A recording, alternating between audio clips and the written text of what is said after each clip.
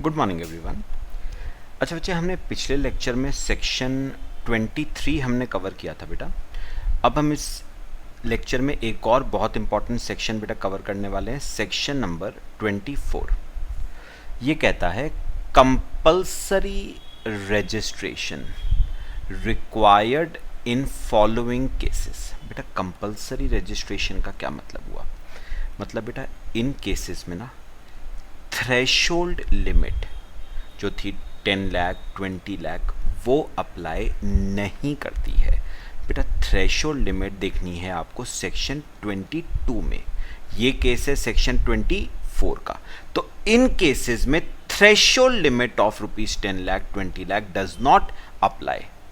आपको रजिस्ट्रेशन करवाना ही करवाना है irrespective of your aggregate turnover. बेटा हेडिंग जरा लिखेंगे, कंपल्सरी रजिस्ट्रेशन सेक्शन 24।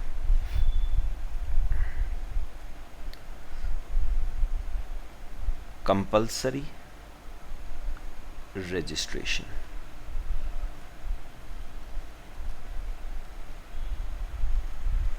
सेक्शन 24।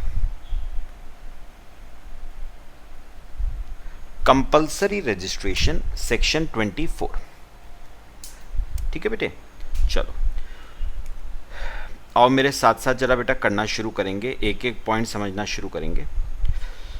बहुत इंपॉर्टेंट है बेटा, ध्यान से देखनी है मेरी बात।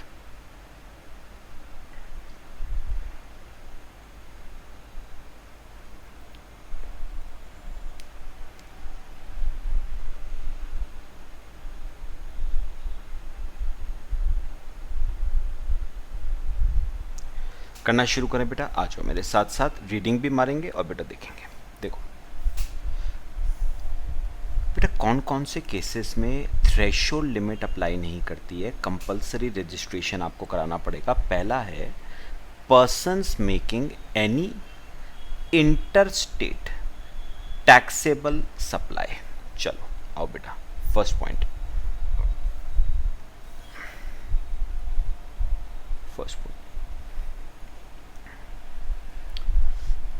इंटरस्टेट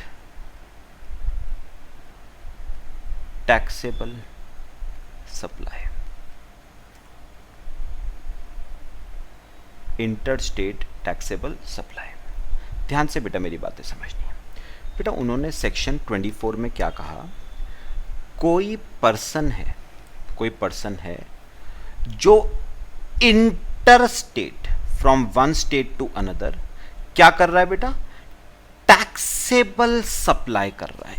इंटरस्टेट टैक्सेबल सप्लाई कर रहा है, उसे बेटा हर हाल में बेटा इन एनी केस उसे रजिस्ट्रेशन कंपल्सरली कराना पड़ेगा irrespective of his aggregate turnover. तो बेटा सेक्शन 24 साफ साफ कहता है, अगर आप इंटरस्टेट टैक्सेबल सप्लाई करते हो तो आपको एट एनी कॉस्ट आपको रजिस्ट्रेशन करवाना पड़ेगा, that too compulsorily irrespective of your aggregate turnover. मतलब बेटा एक रुपए की भी अगर इंटरस्टेट टैक्सेबल सप्लाई करी ना, 1 रुपए की भी आपको पहले रजिस्ट्रेशन करवाना पड़ेगा बेटा कंपल्सरली। एग्रीगेट टर्नओवर का कंसेप्ट इंटरस्टेट सप्लाई के केस में अप्लाई नहीं करता है। हाउएवर बेटा इस रूल के कुछ एक्सेप्शंस उन्होंने दे रखे हैं। मैं आपको बेटा एक चार्ट बना के जरा समझाना चाहूंगा।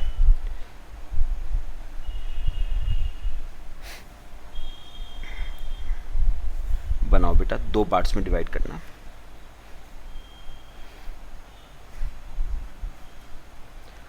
दो पार्ट्स में डिवाइड करो। देखो बेटा एक बात बताओ, सुनो। उन्होंने कहा अगर आपने इंटरस्टेट टैक्सेबल क्या करी, सप्लाई। बेटा सप्लाई हो सकती है 2 चीजों की, या तो हो सकती है interstate taxable supply of services, है ना बेटा, या फिर बच्चे इंटरस्टेट सप्लाई हो सकती है ऑफ गुड्स। या इंटर स्टेट सप्लाई हो सकती है ऑफ गुड्स। तो आपने इंटर स्टेट सप्लाई करी होगी या तो सर्विसेज की, या आपने इंटर स्टेट सप्लाई करी है बच्चे गुड्स की। ठीक है, कॉपी करो बेटा।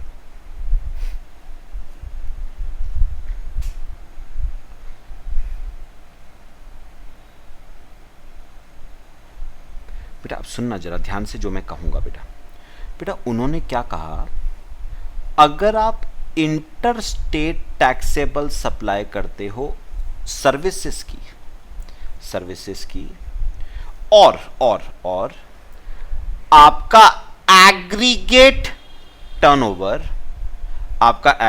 Turnover is less than equal to 10 lakh. अगर स्पेशल कैटेगरी स्टेट से कितने हैं बेटा स्पेशल कैटेगरी स्टेट्स? ओरिजिनली 11 थे, लेकिन they have been reduced to 4 for the purpose of registration. MMNT याद आता है, मणिपुर, मिजोरम, नागालैंड, त्रिपुरा। ठीक है बेटा, तो अगर आपका एग्रीगेट टर्नओवर 10 लाख या उससे कम है, अगर स्पेशल कैटेगरी स्टेट से, या 20 लाख और उससे कम है अगर अदर स्टेट से।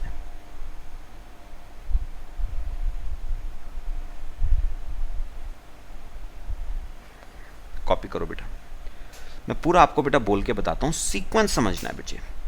बेटा उन्होंने क्या कहा, अगर आपने इंटर स्टेट टैक्सेबल सप्लाई करी है किसकी? सर्विसेज की, और आपका एग्रीगेट टर्नओवर 10 लाख या 20 लाख से कम है, तो you are exempted from obtaining registration. आपको रजिस्ट्रेशन ऑब्टेन करने की जरूरत नहीं है।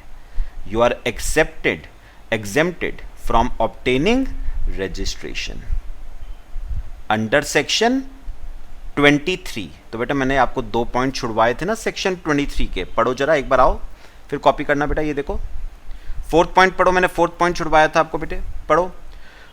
Persons making inter state supplies of taxable services, आगे मत पढ़ना, अप टू ₹20 लाख और ₹10 लाख। बेटा याद रखना, ये 10 लाख होगी 4 स्टेट्स के लिए, MMNT, मणिपुर, मिजोरम, नागालैंड, त्रिपुरा, और बाकी के लिए बेटा 20 लाख रुपए, अदर स्टेट्स के लिए 20 लाख रुपए है। तो बेटा सुनो क्या कहा मैंने, यहां पर देखो बेटा, मैंने क्या कहा, आपने इंटर स्टेट टैक्सेबल सप्लाई करी किसकी? सर्विसेज की, और आपका एग्रीगेट टर्नओवर 20 लाख या 10 लाख से कम है, तो you are exempted from obtaining any registration. आपको रजिस्ट्रेशन लेने की जरूरत नहीं है सेक्शन 23 के अंडर। यानी बेटा आपको रजिस्ट्रेशन सिर्फ कब लेना है? If aggregate turnover exceeds 10 lakh oblique 20 lakh. अगर आपका एग्रीगेट टर्नओवर 10 लाख और 20 लाख को एक्सीड करता है, तो बेटा आपको कंपलसरी क्या लेना पड़ेगा बेटा? रजिस्ट्रेशन लेना पड़ेगा अंडर सेक्शन 24। आपको कंपलसरी रजिस्ट्रेशन लेना पड़ता है अंडर सेक्शन 24। बेटा बात समझ आई?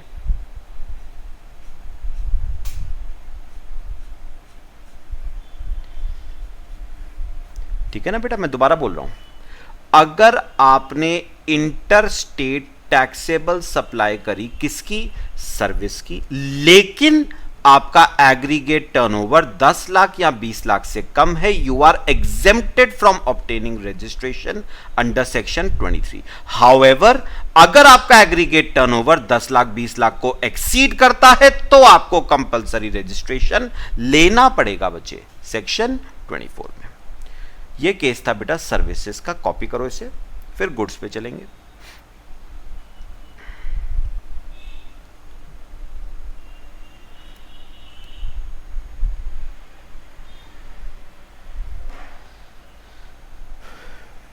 करें बेटा आगे। अच्छा अब बात करते हैं जरा गुड्स की। बेटा उन्होंने ना गुड्स को भी बेटा दो पार्ट्स में डिवाइड किया है। उन्होंने बेटा गुड्स को भी दो पार्ट्स में डिवाइड किया है। ध्यान से बेटा सुनना है। कौन कौन से दो पार्ट है बेटा? पहला है notified handicraft goods, notified handicraft goods oblique notified products. तो कुछ हैंडीक्राफ्ट गुड्स नोटिफाइड है और कुछ और प्रोडक्ट्स नोटिफाइड है, और बेटा अदर गुड्स।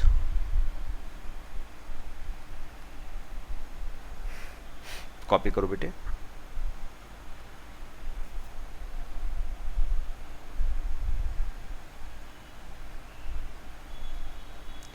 Other goods.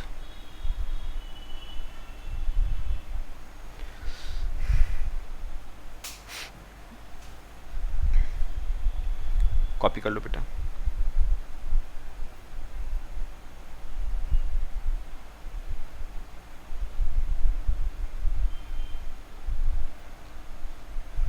चलो अब सुनो, पूरा बेटा सीक्वेंस देखना है। सीक्वेंस स्टार्टिंग से देखो बेटा। मैंने इंटर स्टेट टैक्सेबल सप्लाई करी, किसकी?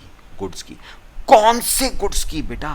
मैंने इंटर स्टेट सप्लाई करी है हैंडीक्राफ्ट गुड्स की, जो क्या है? नोटिफाइड है। मैं अभी बताऊंगा बेटा कौन कौन से नोटिफाइड है। या फिर मैंने नोटिफाइड प्रोडक्ट्स की करी है इंटर स्टेट सप्लाई, और मेरा एग्रीगेट टर्नओवर, और मेरा एग्रीगेट टर्नओवर कैसे निकालना है बेटा? एग्रीगेट टर्नओवर आपको पता है। अगर मेरा एग्रीगेट टर्नओवर 10 लाख या 20 लाख से कम है बेटा, अगर मेरा एग्रीगेट टर्नओवर 10 लाख या 20 लाख से कम है, तो I am exempted from obtaining registration. बेटा मुझे रजिस्ट्रेशन नहीं लेना है अंडर सेक्शन, कौन से सेक्शन में बेटे? 23 में। मुझे एग्जेम्प्ट कर दिया गया बेटा रजिस्ट्रेशन लेने से। हाँ, अगर मेरा एग्रीगेट टर्नओवर एक्सीड करता है 10 लाख या 20 लाख को, तो बेटा मुझे रजिस्ट्रेशन लेना पड़ेगा, वो भी कंपलसरी है सेक्शन 24 में। तो मुझे बच्चे कंपलसरी रजिस्ट्रेशन लेना है अंडर सेक्शन 24। सब बताओ बेटा, बात समझ आई? तो मैंने क्या कहा? अगर मैं इंटर स्टेट टैक्सेबल सप्लाई कर रहा हूं गुड्स की, कौन से गुड्स की? हैंडीक्राफ्ट गुड्स या नोटिफाइड प्रोडक्ट्स की, और मेरा एग्रीगेट टर्नओवर 10 लाख या 20 लाख तक है, I am exempted from obtaining registration under section 23। हां, अगर एग्रीगेट टर्नओवर 10 लाख और 20 लाख को एक्सीड करता है, तो बेटा मुझे कंपलसरी रजिस्ट्रेशन करवाना पड़ता है अंडर सेक्शन 24। ठीक है बच्चे? कौन से नोटिफाइड है बेटा अभी मैं बता दूंगा आपको, फिलहाल ये लिखो।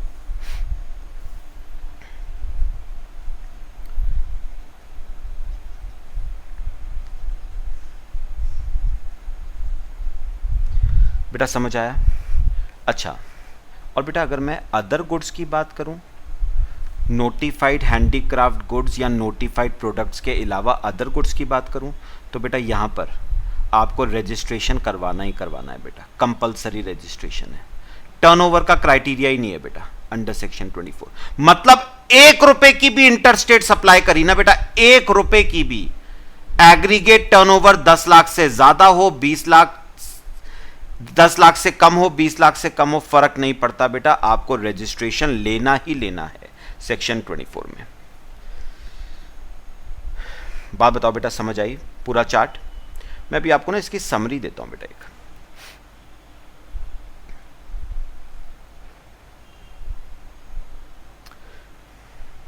कॉपी हुआ बेटा? अब सुनो, अब मैं अगर आपको ना इस चार्ट की पूरी समरी दूं, तो मुझे बेटा पता है क्या समझ आया? मुझे समझ आया, यहां पर लिखना बेटा समरी। मुझे बेटा समझ आया, अगर मैं इंटरस्टेट सप्लाई करता हूं, टैक्सेबल सप्लाई ऑब्वियसली बात है, अगर मैं इंटरस्टेट टैक्सेबल सप्लाई करता हूं सर्विसेज की, तो मुझे एग्रीगेट टर्नओवर का क्राइटेरिया चेक करना पड़ेगा। ठीक है, अगर मैं इंटरस्टेट सप्लाई करता हूं नोटिफाइड हैंडीक्राफ्ट गुड्स की, तो भी मुझे एग्रीगेट टर्नओवर का क्राइटेरिया चेक करना पड़ेगा। अगर मैं इंटरस्टेट सप्लाई करता हूं नोटिफाइड प्रोडक्ट्स की अदर देन हैंडीक्राफ्ट गुड्स, तो भी मुझे एग्रीगेट टर्नओवर का क्राइटेरिया चेक करना पड़ेगा। लेकिन अगर मैं इंटरस्टेट सप्लाई करता हूं अदर गुड्स की, तो मुझे बेटा एग्रीगेट टर्नओवर का क्राइटेरिया चेक करने की जरूरत नहीं है। पक्का बेटा, क्लियर हुआ? तो याद रखना, अगर आप इंटरस्टेट सप्लाई सर्विसेज की करते हो, आपको एग्रीगेट टर्नओवर का क्राइटेरिया चेक करना पड़ेगा, और वो टर्नओवर अगर 10 लाख या 20 लाख से कम है तो बेटा एग्जेम्प्ट है। अगर 10 लाख 20 लाख से ज्यादा है तो आपको बेटा सेक्शन 24 में कंपलसरी रजिस्ट्रेशन है। ठीक है, शॉर्ट में बता रहा हूं बेटा। अच्छा, अब अगर बात करें नोटिफाइड हैंडीक्राफ्ट गुड्स की, सेम बात है बेटा। नोटिफाइड हैंडीक्राफ्ट गुड्स की अगर आप इंटरस्टेट सप्लाई करते हो और एग्रीगेट टर्नओवर 10 लाख 20 लाख से कम है बेटा, you are exempted from obtaining registration. अगर एक्सीड करता है 10 लाख या 20 लाख को, आपको बेटा कंपलसरी रजिस्ट्रेशन करवाना पड़ता है। अच्छा, अगर मैं बात करूं नोटिफाइड प्रोडक्ट्स की, तो यहां पर भी बेटा वही बात है। अगर आपका एग्रीगेट टर्नओवर 10 लाख या 20 लाख तक है तो एग्जेम्प्टेड है फ्रॉम ऑब्टेनिंग रजिस्ट्रेशन, और अगर ज्यादा है 10 लाख 20 लाख से तो बेटा आपको कंपलसरी रजिस्ट्रेशन करवाना पड़ता है। और अदर गुड्स में तो बेटा एग्रीगेट टर्नओवर को देखना ही नहीं है, आपको कंपलसरी रजिस्ट्रेशन करवाना है बेटा।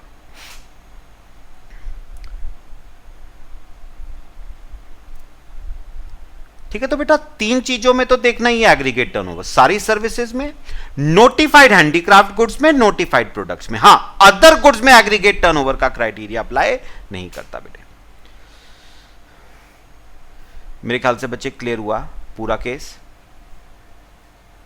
ठीक है, अब थोड़ा सा मैं आपको लिखवा देता हूं बेटा, याद आपको ना ऐसा वो रखने की जरूरत नहीं है, लेकिन फिर भी आपकी नॉलेज के लिए कि कौन कौन से हैंडीक्राफ्ट गुड्स नोटिफाइड है।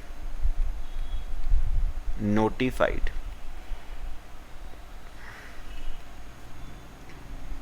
Handicraft goods, notified handicraft goods, कौन कौन से हैंडीक्राफ्ट गुड्स नोटिफाइड है बेटे?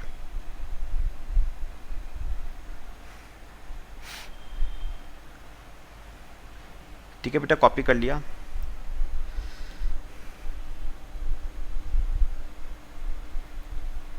तो बेटा इसमें नोटिफाइड हैं कैंडल्स, जो हैंडीक्राफ्ट कैंडल्स होती हैं बेटा, कॉयर आर्टिकल्स, हैंडबैग्स, ये सब मैं हैंडीक्राफ्ट गुड्स की बात कर रहा हूं। हैंडबैग्स, ज्वेलरी बॉक्स,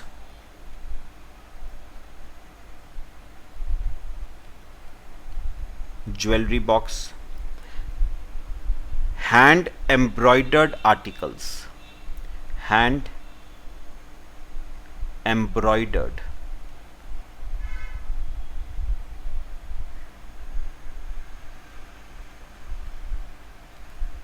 आर्टिकल्स, फिर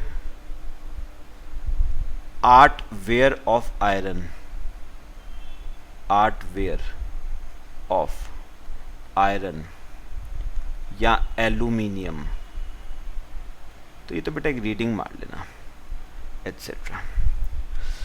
आपकी ना बुक्स में साफ साफ लिखा हुआ है कि ये सिर्फ आपकी नॉलेज के लिए है, ये आपके एग्जाम में नहीं पूछे जाएंगे बेटे, ये सिर्फ आपकी नॉलेज के लिए है। ये तो आपके नोटिफाइड हैंडीक्राफ्ट गुड्स है।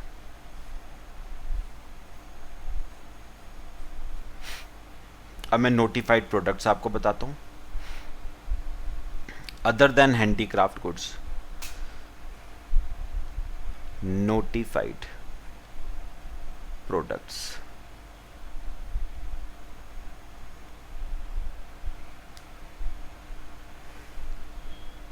Notified products, leather articles,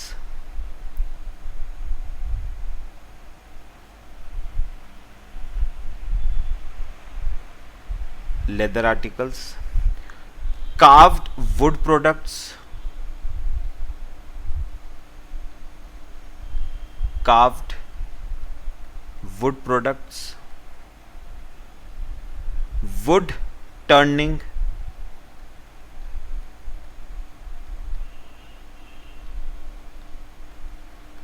wood turning, lacquerware, lacquerware, bamboo products,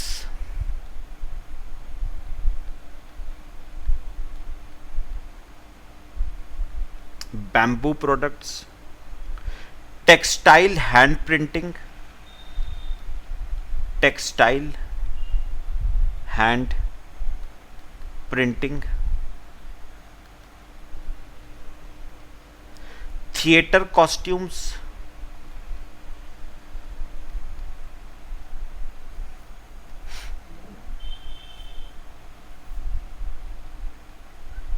theatre costumes etcetera. बेटा कुछ है बस थोड़े से आपके नॉलेज के लिए लिखवाए हैं मैंने आपको। ये बेटा वो नोटिफाइड प्रोडक्ट्स हैं। अगर इनकी बेटा इंटर स्टेट सप्लाई करोगे ना तो आपको बेटा एग्रीगेट टर्नओवर चेक करना पड़ेगा। अगर एग्रीगेट टर्नओवर लिमिट से कम है बेटा आपको रजिस्ट्रेशन नहीं करवाना है, अगर लिमिट से ज़्यादा है आपको करवाना पड़ेगा बच्चे।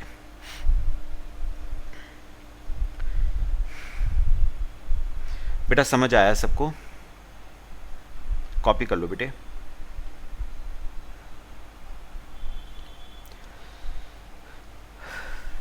मेरे ख्याल से बच्चे पहला पॉइंट हमने किया इंटर स्टेट का, वो क्लियर हुआ सबको।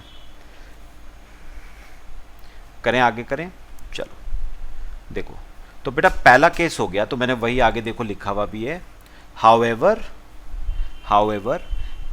Threshold limit of 20 lakh oblique 10 lakh is available in case of interstate supply of taxable services and notified handicraft goods and notified products। तो वो जो थ्रेशोल्ड लिमिट थी 10 लाख और 20 लाख की, वो आपको चेक करनी पड़ेगी बेटा सर्विसेज के केस में, हैंडीक्राफ्ट गुड्स के केस में, नोटिफाइड प्रोडक्ट्स के केस में। बाकी जो अदर गुड्स हैं वहां पर थ्रेशोल्ड लिमिट अप्लाई नहीं करती। अगर आपने 1 रुपए की भी इंटरस्टेट सप्लाई करी, वेदर और not your aggregate turnover is less then threshold limit और एक्सीड्स थ्रेशोल्ड लिमिट, आपको बेटा रजिस्ट्रेशन करवाना पड़ेगा कंपल्सरली सेक्शन 24 में। ठीक है, अच्छा सेकंड पे आते हैं बेटा। चलो, e commerce operators notified under section 9 subsection 5। अच्छा एक और पॉइंट है बेटा यहां पर पढ़ना, 7th point, suppliers other than notified under section 9 subsection 5 who supply through an ECO electronic commerce operator. समझते हैं बेटा, थोड़ा समझने वाला केस है, ध्यान से देखना बेटे।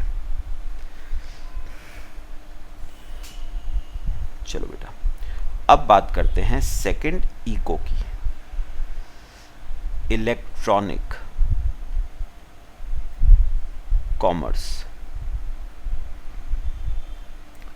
ऑपरेटर। इलेक्ट्रॉनिक कॉमर्स ऑपरेटर लिखो बेटा, हेडिंग लिखो, electronic commerce operator notified under section 9 subsection 5, ECO notified under section 9 subsection 5।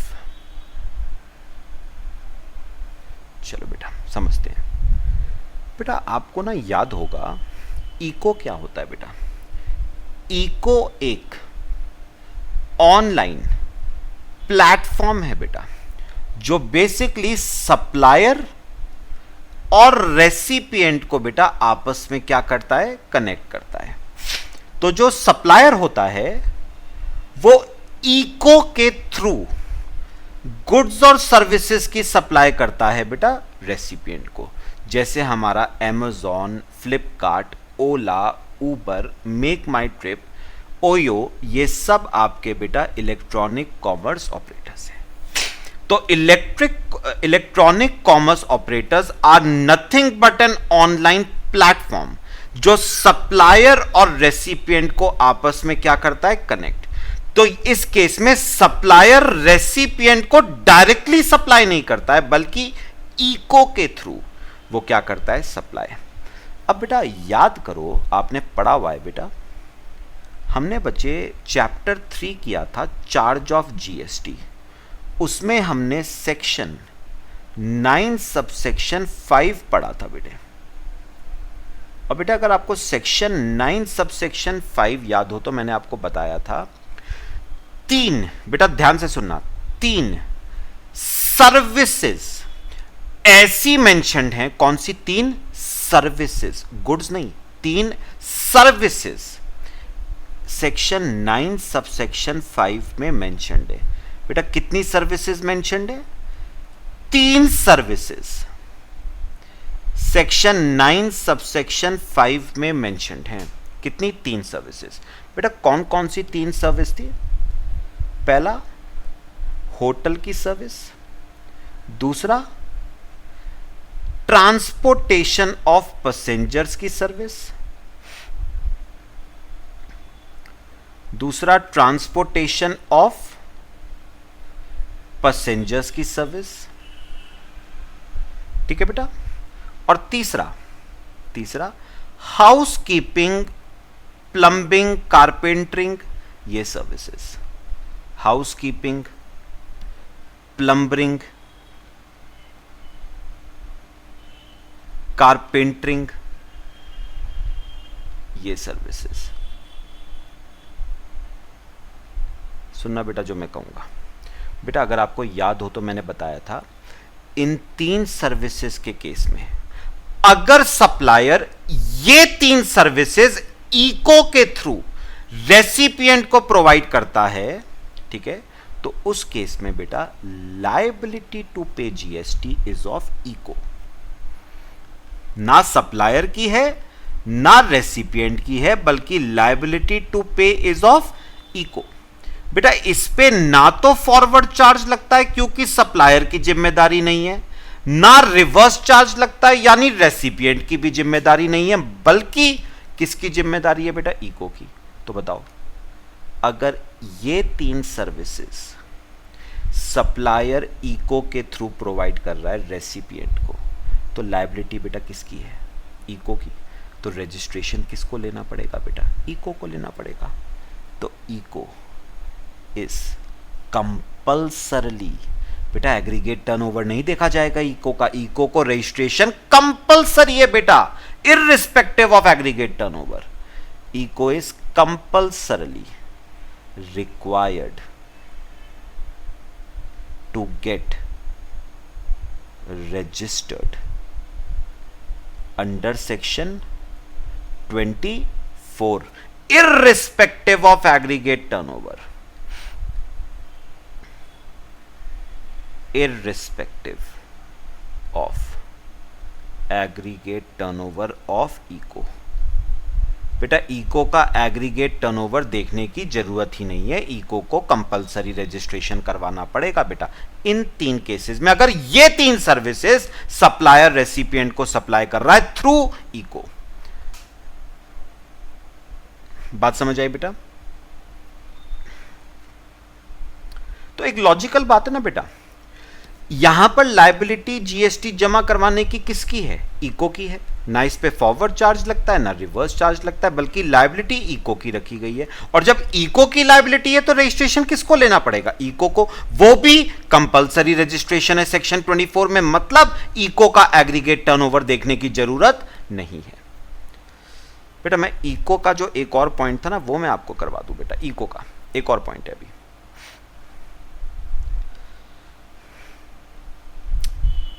ठीक है बेटा, चलो अभी सुनना मेरी बात। अब बेटा इको का ना कॉपी कर लिया सबने? लो कर लो, एक बार पढ़ कर लो कॉपी जल्दी से। फिर मैं आपको बेटा एक और पॉइंट समझाता हूं, इको से रिलेटिंग ही है वो भी।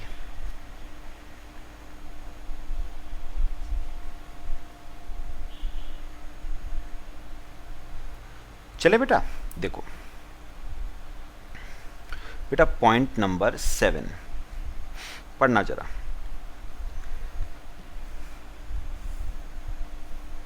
Suppliers other than notified under section 9 subsection 5, और 9 सबसेक्शन 5 में 3 सर्विसेज नोटिफाइड थी, तो उन्होंने कहा supplier other than those notified under section 9 subsection 5। मतलब हम कौन से सप्लायर की बात कर रहे हैं?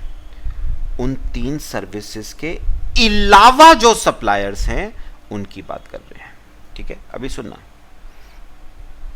मतलब बेटा मुझे पहले बताओ 9 सबसेक्शन 5 में क्या बेटा गुड्स के सप्लायर्स नोटिफाइड थे 9 सबसेक्शन 5? नो बेटा, 9 सबसेक्शन 5 में सर्विसेज के सप्लायर नोटिफाइड थे, वो भी 3। ठीक है, तो मुझे बताओगे बेटा 7th में कौन कौन सप्लायर कवर हुए? गुड्स के और सर्विसेज के अदर देन दोस 3। समझ आया बेटा? उन्होंने कहा यहां पर 7th पॉइंट में कौन कवर होगा? जो 9 सबसेक्शन 5 में कवर्ड नहीं थे सप्लायर्स, वो यहां पर कवर्ड है बेटा। और 9 सबसेक्शन 5 में सर्विसेज 3 कवर्ड थी बस, और कुछ नहीं कवर्ड था। तो 7th पॉइंट में कौन कौन कवर हुआ? गुड्स के सप्लायर, यानी जो अमेजॉन, फ्लिपकार्ट, मंत्रा इनके थ्रू बेचते हैं सामान, या फिर सर्विसेज के other than those 3 which are notified under section 9 subsection 5। तो मैंने क्या कहा, मेरी बात सुनो। उन्होंने कहा 7th पॉइंट में कौन कवर होगा? सप्लायर्स अदर देन दोस नोटिफाइड अंडर सेक्शन 9 सबसेक्शन 5। मतलब जो 9 सबसेक्शन 5 में कवर हो गए वो हो गए, उनके अलावा। तो बताओ जरा कौन कौन 9 सबसेक्शन 5 में कवर नहीं हुआ? कौन कौन से सप्लायर 9 सबसेक्शन 5 में कवर नहीं हुए? बेटा गुड्स के सप्लायर कवर नहीं हुए थे ना 9 सबसेक्शन 5 में, तो वो यहां पर कवर हो गए। अच्छा, सर्विसेज के सप्लायर भी कवर नहीं हुए थे 9 सबसेक्शन 5 में। कौन सी सर्विसेज के बेटा? Other than hotel, transportation and housekeeping etcetera, other than 9 subsection 5, other than notified under section 9 subsection 5। तो ये बात याद रखना, कौन कौन से सप्लायर यहां पर कवर होंगे? गुड्स के और सर्विसेज के। कौन सी सर्विसेज के? Other then hotel, transportation, housekeeping etcetera. ठीक है, ये 3 कवर नहीं होंगे यहां पर, वो ऑलरेडी हम 2nd पॉइंट में बेटा डिस्कस कर चुके हैं। ठीक है, कॉपी करो बेटा।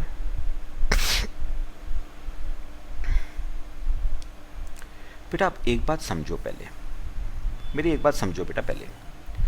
मुझे ना एक बेटा देखो, बहुत लॉजिकल बातें आपके साथ कर रहा हूं, कुछ टेक्निकल नहीं है, बस थोड़ा समझना है बेटा।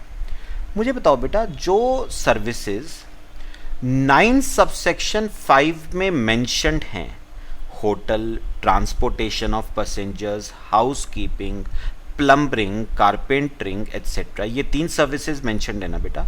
इसमें लायबिलिटी टू पे किसकी है? ना सप्लायर की, ना रेसिपिएंट की, बल्कि इको की। तो रजिस्ट्रेशन किसको कराना है बेटा? इको को।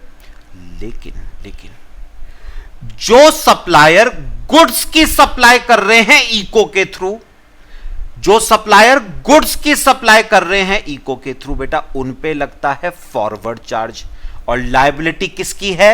सप्लायर की। लायबिलिटी टू पे इज ऑफ सप्लायर। बेटा जो मैं कह रहा हूं बात समझ आ रही है? जो सप्लायर गुड्स की सप्लाई कर रहे हैं इको के थ्रू, वहां पर फॉरवर्ड चार्ज लगता है और लायबिलिटी सप्लायर की आती है। ऐसे ही जो सप्लायर सर्विसेज की सप्लाई कर रहे हैं इको के through other than those which are notified under section 9 subsection 5, वहां पर भी फॉरवर्ड चार्ज लगेगा। लायबिलिटी किसकी आएगी बेटा? सप्लायर की लायबिलिटी आएगी। बात समझ आई? ठीक है। तो बेटा रजिस्ट्रेशन किसको कराना पड़ेगा? सप्लायर को कराना पड़ेगा। रजिस्ट्रेशन किसको कराना पड़ेगा बेटा? सप्लायर को। कॉपी करो यहां तक बेटा। अगर ध्यान से सुनना, अगर कोई सप्लायर गुड्स की सप्लाई करता है इको के थ्रू, ठीक है, तो उसे बेटा कंपल्सरी रजिस्ट्रेशन करवाना है under section 24 irrespective of his aggregate turnover. Aggregate turnover बेटा जितना मर्जी हो, फर्क नहीं पड़ता, उसे रजिस्ट्रेशन करवाना है अगर वो गुड्स की सप्लाई कर रहा है इको के थ्रू। मतलब बेटा बहुत सारे गारमेंट्स के सेलर हैं जो अमेज़न के थ्रू गारमेंट्स की सप्लाई करते हैं बेटा रेसिपिएंट को। क्या उन सप्लायर्स को बेटा रजिस्ट्रेशन करवाना है? कंपलसरी बेटा सेक्शन 24 में। अच्छा, व्हाट अबाउट बेटा जो सर्विसेज की सप्लाई करते हैं? मैं बेटा एक बात थोड़ी सी समझ रहा हूं अभी तक ना, सर्विसेज वाले सेगमेंट को ना ज्यादा बेनिफिट्स मिले हैं बेटे। ऊपर भी मिला था ना इंटर स्टेट सप्लाई के केस में, यहां पर भी मिला है बेटा। क्या बेनिफिट? अगर कोई सप्लायर सर्विसेज की सप्लाई करता है other than those which are notified under section 9 subsection 5 through ECO, तो बेटा एग्रीगेट टर्नओवर वाला लिमिट चेक करनी पड़ेगी आपको, थ्रेशोल्ड लिमिट चेक करनी पड़ेगी।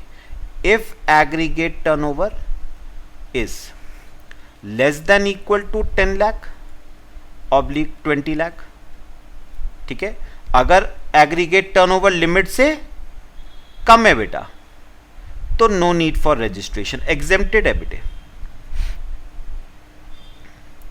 No need for registration. आपको रजिस्ट्रेशन बेटा कराने की जरूरत नहीं है, no need for registration,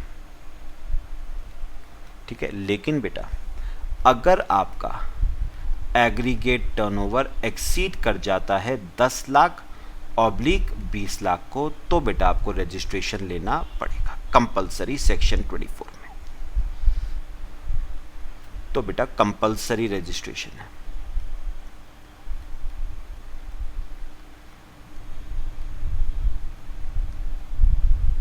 under section 24 compulsory registration लेना पड़ेगा सेक्शन 24 में। तो बेटा सर्विसेज वाले सेगमेंट को बेनिफिट यहां पर भी दिया गया है बेटा एग्रीगेट टर्नओवर का। गुड्स में सिवाय नोटिफाइड गुड्स और हैंडीक्राफ्ट गुड्स के बेटा और कोई बेनिफिट नहीं है। इनफैक्ट यहां पर तो नोटिफाइड गुड्स का भी नहीं है बेटा बेनिफिट। यहां पर तो अगर आप इको के थ्रू सप्लाई कर रहे हो गुड्स की, आपको कराना ही कराना है रजिस्ट्रेशन सेक्शन 24 में, irrespective of your aggregate turnover.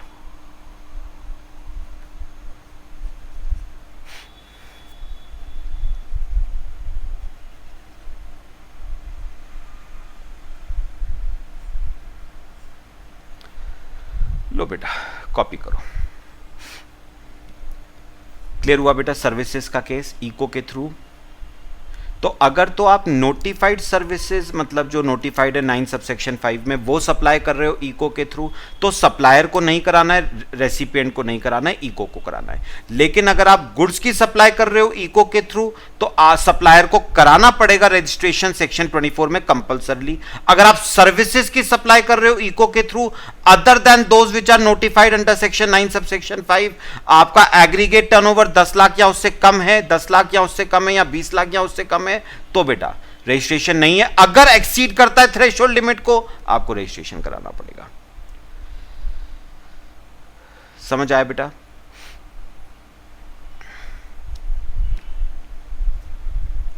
Copy करो बेटे, फिर आगे चलते हैं।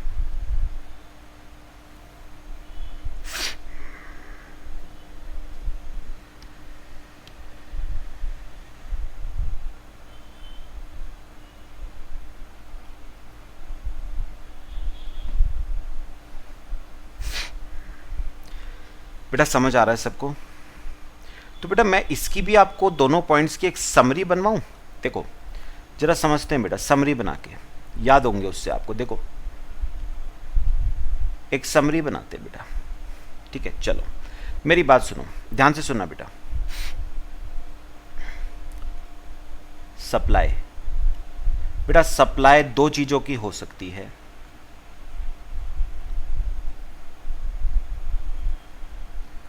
गुड्स की,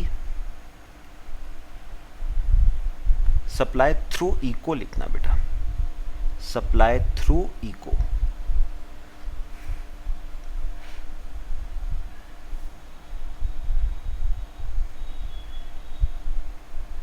सप्लाई थ्रू इको बेटा किसकी हो सकती है? गुड्स की। और बेटा सप्लाई इको के थ्रू हो सकती है सर्विसेज की। इको के थ्रू सप्लाई या तो गुड्स की होगी या इको के थ्रू सप्लाई सर्विसेज की होगी।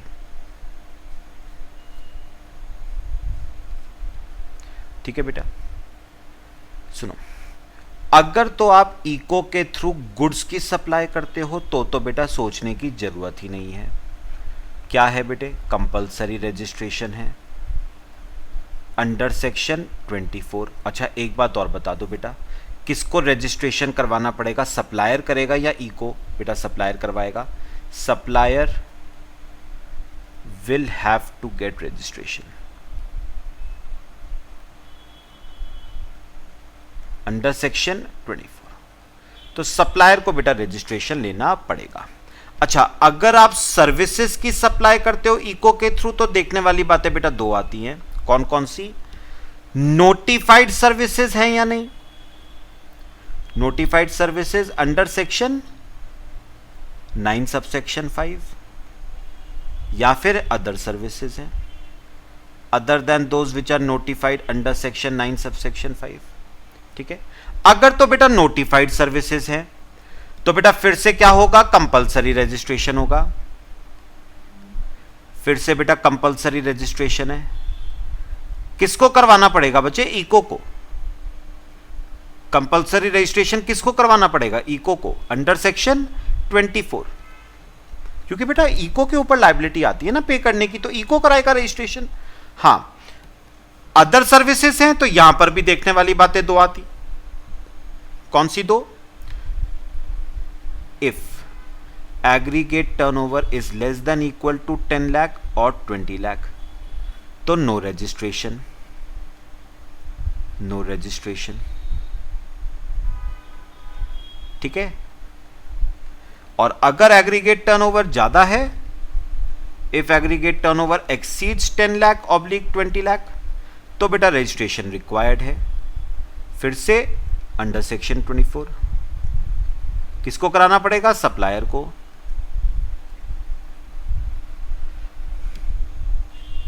कौन कराएगा बेटा? सप्लायर कराएगा। लो ये बेटा आपका पूरा चार्ट बन गया हमारा। दोनों पॉइंट्स इस चार्ट में कवर हो गए आपके।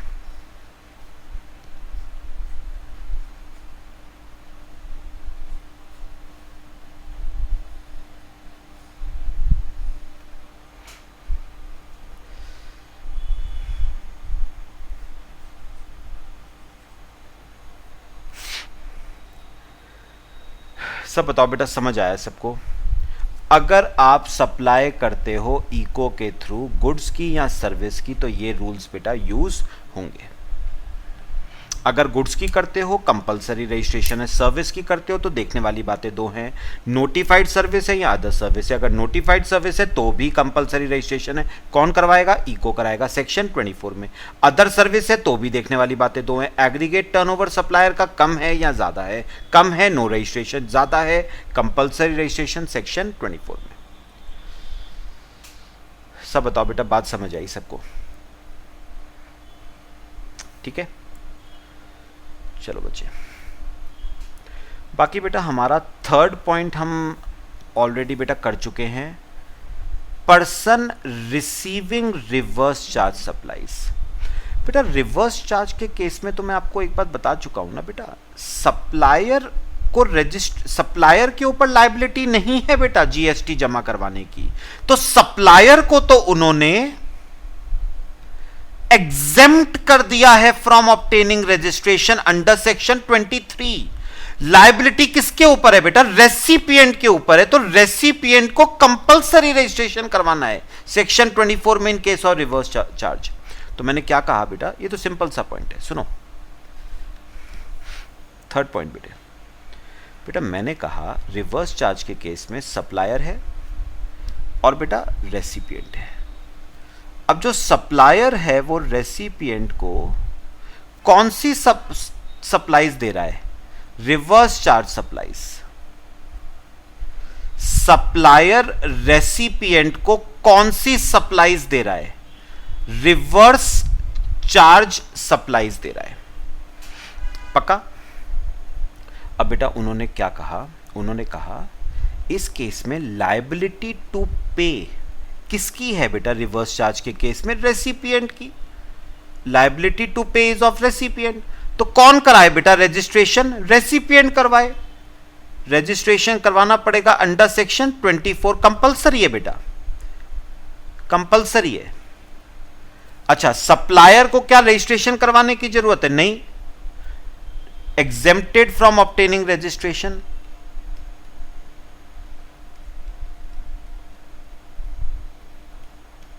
exempted from obtaining registration under section 23 provided he makes only reverse charge supplies, provided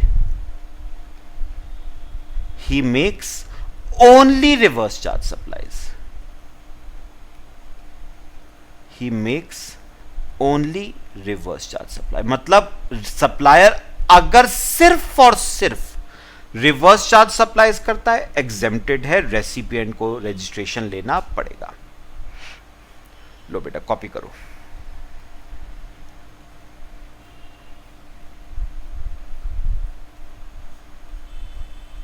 तो बेटा अभी हमने केस किया था ना इंश्योरेंस कंपनी और इंश्योरेंस एजेंट का, कौन सर्विसेज किसको देता है बेटा? एजेंट सर्विसेज देता है कंपनी को। तो मेरे को बताओ, सप्लायर कौन है? एजेंट। रेसिपिएंट कौन है? कंपनी। किसको एग्जेम्प्ट कर दिया बेटा फ्रॉम ऑब्टेनिंग रजिस्ट्रेशन? एजेंट को रजिस्ट्रेशन लेने की जरूरत नहीं है। हाँ, इंश्योरेंस कंपनी को कंपलसरी रजिस्ट्रेशन लेना पड़ेगा सेक्शन 24 में। लो बेटा, ये आपका थर्ड पॉइंट, ठीक है बच्चे? चलो मेरे ख्याल से बेटा आज के लिए इतना ही करते हैं। बाकी इसमें ना हमारा फोर्थ, फिफ्थ, सिक्स्थ और एट्थ पॉइंट रहता है बेटा, वो हम नेक्स्ट लेक्चर में डिस्कस करेंगे। मेरे ख्याल से आज के लिए बेटा काफ़ी है जितना मैंने कराया है, पक्का? चलो बेटा, बाकी नेक्स्ट क्लास में डिस्कस करेंगे। Till then thank you.